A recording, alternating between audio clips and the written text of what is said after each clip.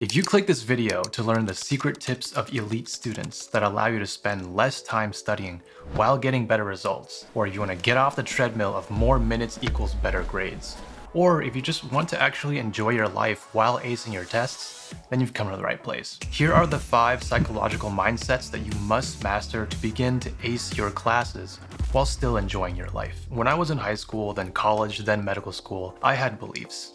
Beliefs just like you. I need to read through this entire curriculum end to end. Or if my friend studies 12 hours a day, then I have to study 15. But that's not good studying. In fact, most conventional studying advice backfires and it leaves you overwhelmed and burnt out. Instead, what I discovered after finishing over 10 years of schooling and teaching students in our StudyQuest online program is that mindset is everything. And the first mindset you must break is you are special, because you're probably not. When you think you're special and you always have this mindset of, oh, that's not going to work for me, or oh, that's not a great fit for me, then you close your mind off to potential growth. Most people are not special.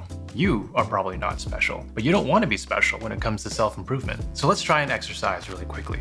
I want you to close your eyes. Now open them. If you were able to do that, then guess what? You have eyes, you can see, and you can read.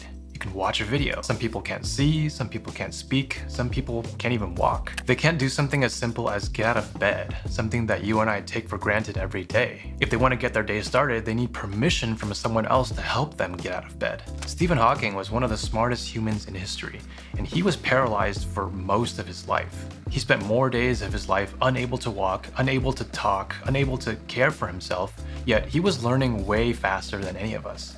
That's what I call a special case. But you and I, we're probably not that special.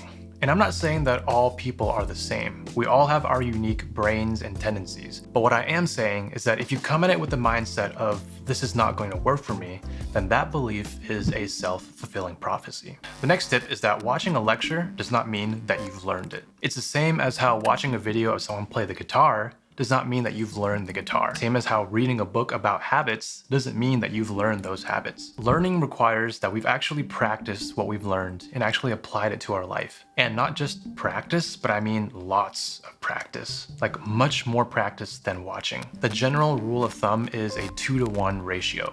2 hours of practice for every 1 hour of lecture that you've watched. So if you've watched a 30-minute video, then take at least an hour to apply what you just learned in that video. And that's the bare minimum. Because based on our experience, the ratio is more like 3-to-1 or 4-to-1.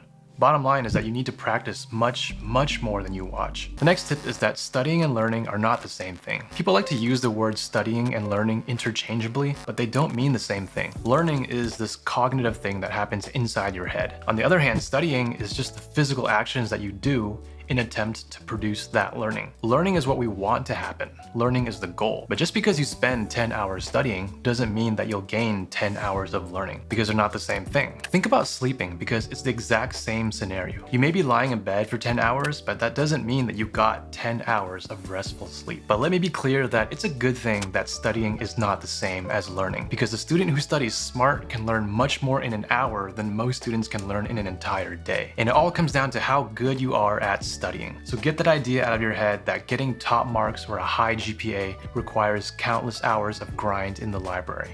Because it doesn't. You can do much more in less time if you do it right. The fourth belief you must understand is that your grades are not going to change next week. Contrary to what you might think, there is no quick fix when it comes to learning. Just like how there's no such thing as getting rich quick, there's also no such thing as getting smart quick. Because quick changes in life are usually not sustainable changes. For example, if you're trying to lose weight, then those diet hacks and juice cleanses might help you lose a few pounds here and there, but if your mindset and your systems don't change, then you're going to gain those pounds right back. And it's the same thing with studying. If you have an exam coming up and you just cram for it last minute and you don't learn it properly, your brain is going to quickly forget it. Let me just tell you the single truth that every student knows, yet no student wants to hear. That getting better at anything takes time and effort. Period. Otherwise, everyone would be the top student and we'd all get the best high-paying jobs and positions in society, right? It takes time to get smart. And by time, I'm not talking about weeks. I'm talking about months. This isn't Amazon where you can just one-click purchase and the package arrives at your doorstep tomorrow.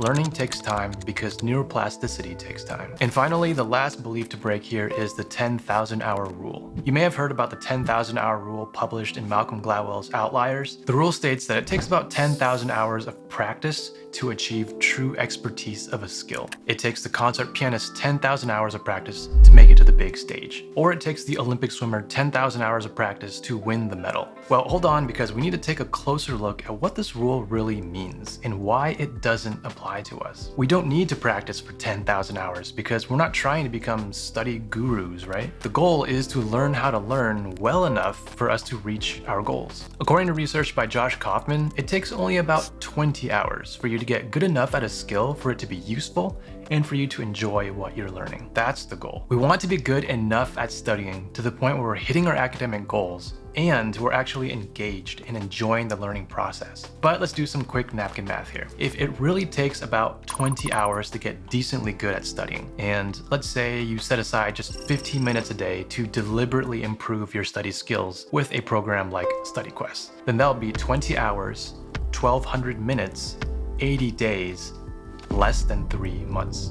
If you can commit yourself to staying consistent at learning how to learn in the span of less than 3 months, which is about 1 trimester in college, then you'll learn the majority of what is needed to succeed. Most skills follow this curve, where you get a lot of results early, and for most people, this is enough to do well in school and have the necessary tools and strategies to continue learning for the rest of their life. But if you take the time right now and work hard for just 1 semester and get those foundational learning skills, then you get a chance to implement these skills for the rest of your academic years. And then after you graduate, these skills will translate into your career and continue compounding for the rest of your life. Now, if you want to see where you're currently at with your learning skill set and mindset, then take our Study IQ. It's an evidence-based assessment that we've designed to help you pinpoint where on the scale of study hard versus study smart you currently stand. It's like taking a snapshot of your current study system. Based on how you do, we'll give you personalized recommendations on what to do next to start leveling up your learning skills. You'll find a link in the description below if you're interested. All right, see you next time.